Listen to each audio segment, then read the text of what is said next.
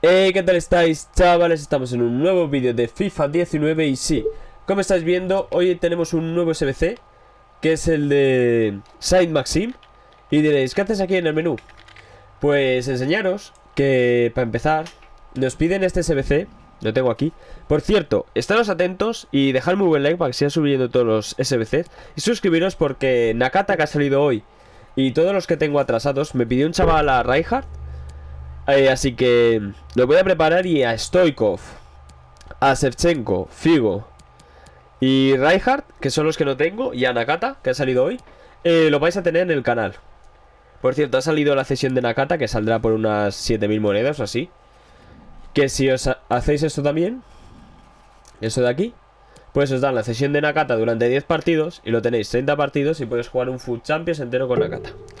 Así que bueno, por eso de unas 7000 monedas y jugador mínimo, jugadores, 4 jugadores de la Serie A y eso, bueno, jugadores japoneses, bueno, esas cosas.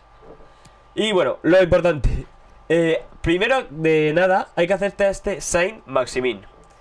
Se dice, obtener un número nominado, tienes que ganar 10 partidos únicos online con un equipo que no tenga jugadores ni conos, ni de la Premier, ni de la Liga Francesa, ni de la Liga Italiana, ni de la Liga Española. Así que, o de la liga portuguesa, la liga holandesa, una liga de estas raras. 10 partidos. Yo que hasta lo haría con los platas que tengo de segunda división.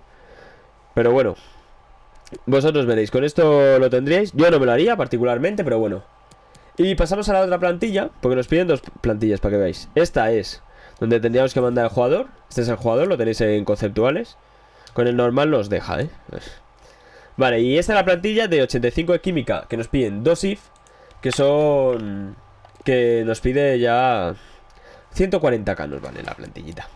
Pero bueno, empezamos con Thomas Lemar, Benzema, William José, Malcolm, Payet, Luis Gustavo, López, que es el primero de los if que hemos puesto, Marquinhos, Glick, Sommer, que es el segundo de los if que hemos puesto, y Buffon en portería.